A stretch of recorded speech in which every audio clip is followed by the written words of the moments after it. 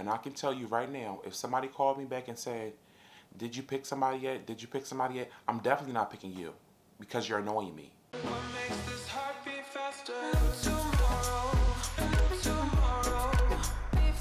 Hey honeys, it's your boy Jeremiah back again with another video. And in today's video, I'll be continuing my series on how to turn an internship into a job. If you haven't seen the first part of the series, I'll link it in a card above. The first video focuses on finding an internship in general.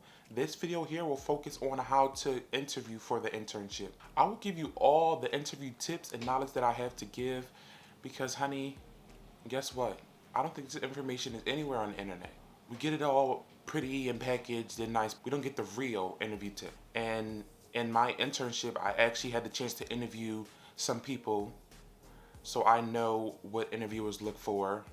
I know how interviewers are looking at participants. And I can say I fairly know a bit about hiring people as well. So I'm just going to give you the lowdown and dirty. You can take it with a grain of salt, or you can follow my steps and get you an internship, honey. But before we get into this video, make sure you like this video, get a big thumbs up, subscribe if you haven't already, and hit that bell icon for notifications when I post. I post every week, not every 2 weeks, not every 3 weeks, every 7 days or less, honey. And without further ado, let's get into the video. The first thing you need to know about interviewing in general, know what kind of interview you're signing up for. If it's an in-person interview, that'll be the hardest interview. I'm telling you now, an in-person interview is the hardest interview. The second is a Skype interview, and the least challenging interview to me personally is a phone interview.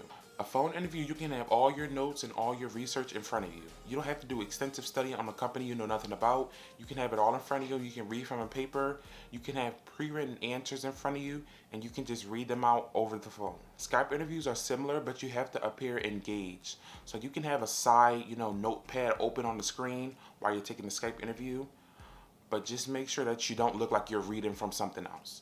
Make sure you look like you're engaged in the interview. In person, you can't do any of that. An in-person interview, you have to know your stuff. You have to have these answers already written, already pre-made, already in your mind to actually know what you're going to say.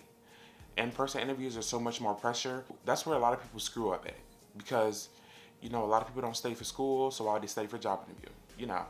It's that kind of mentality. You need to study for a job interview just like you would study for a school. If you're not particularly passionate about a company, you need to study so you can know a bit about the company, so when you go into that interview, you can impress people. And a lot of people don't have that logic in their head. They think, oh, well, if I'm going to get the job, I'm going to get the job. And that's not true. You got to show you want this job. Because guess what? A lot of other people want this job too. For phone interviews, definitely have your phone charged. Always be in a good place with great service and is distraction free. We don't want to hear your kids running around in the background. We don't want to hear your roommates, drinking beer, having fun, partying, watching football. They don't want to hear that. If you're in college, let the interviewer know that. They will understand. Try to find a quiet place. Try the bathroom. Go in the bathroom, lock the door. If somebody wants to come in, they'll knock 2 times. It won't be a lot of distraction. It'll just be 2 knocks. You come out, you walk somewhere else. You should also know if you're calling them or if they're calling you. If you are calling them, honey, you should be calling 2 minutes before, 1 minute before, not on the dot, because anything can happen. Phone service could drop. They cannot be at the phone right now. Showing that you're attentive and you're prepared and you're calling 2 minutes, 1 minute before, it shows that you care. If they're calling you, they might be a little late sometimes. Don't get frustrated because they're late. Hiring managers are busy. Skype interviews are the same as phone interviews most of the time. Being in a distraction-free place. Make sure your webcam is set up. Make sure all of that stuff is fully working and functional before you try to connect with anyone on an interview. Make sure your laptop is fully charged. Make sure you dress up for a Skype interview. You can dress up waist up. It doesn't have to be waist down unless they're seeing all of you. But if they're just seeing the top half like you're seeing me, dress up waist up. And lastly, for in-person interviews, dress to impress. Wear your nicest clothes. It doesn't have to be, the Gucci bag and the Louis shoes and all of this. Wear your nicest professional clothes. If you're in the fashion field, you have leeway to be a bit more creative. You can go with the Gucci dress or the Gucci scarf or anything like that. But if you're in any other field, it's best to just be more formal depending on the company. I would arrive 5 to 15 minutes early. Any earlier than that just makes people uncomfortable. Now it feels like you're waiting on the recruiter and the recruiter is not waiting on you. And I will always have questions prepared to ask after the interview. I have 2 main questions that I ask, and I think they impress every recruiter that I've ever interviewed with. The first one would be, if you could change anything about the company, what would you change and why? And then when they give you the answer, I follow up with, so why do you think the company hasn't taken steps to improve this? And that one is a great one because it's like, it shows that you're thinking, it shows that you're interested in how they feel, it shows that you want a bit more insight on the company culture from an inside perspective. And then the second one is if you're interviewing with retail positions, I always ask, do you think there's any disconnect between corporate and retail ends? Because in a lot of companies, corporate doesn't know what's going on in retail, and they're just making, assumptions based on what they think is right and not what the actual figures are.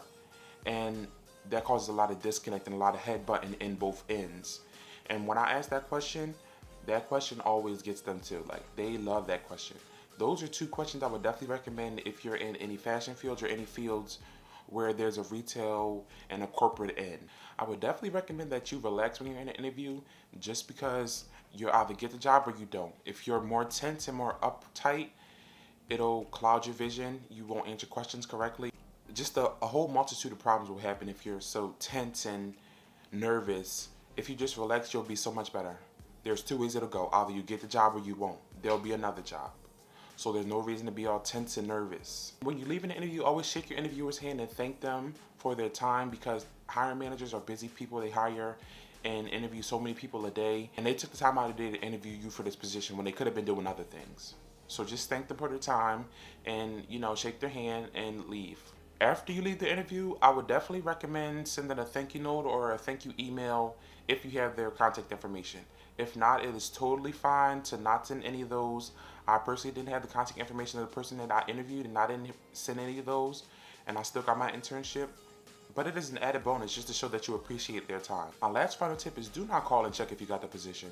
Unless they told you to call them back at a specific time, which is also a tactic hiring managers use to see who's really interested in the position. If they didn't tell you to call them back at a specific time, then don't call them back. Don't call them back asking, did I get the position? Did you pick? That is annoying, and that will definitely make them not pick you. Because although they're hiring managers, they are people too. And I can tell you right now, if somebody called me back and said, did you pick somebody yet? Did you pick somebody yet? I'm definitely not picking you, because you're annoying me. I'm trying to get work done and you're calling me about me picking somebody for a job. Don't call. It's simple. Just don't call. If they want you, they'll tell you to call them at a specific time, or they'll call you. If they don't call you, if they don't tell you to call at a specific time, they don't want you. Don't call and check in every, couple of days. If they tell you they're out, don't say, okay, when can I call back? Don't call back. They don't want you. They'll call you if they want you. They'll tell you to call them if they want you. They don't want you. Simple. So that's all for this video, guys. Make sure to be on the lookout for my third video of this series. That video will focus on scoring the internship and how to perform on the internship to get a job after graduation.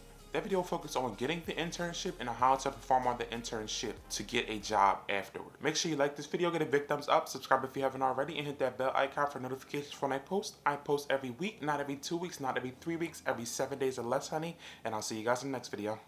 Bye, honeys.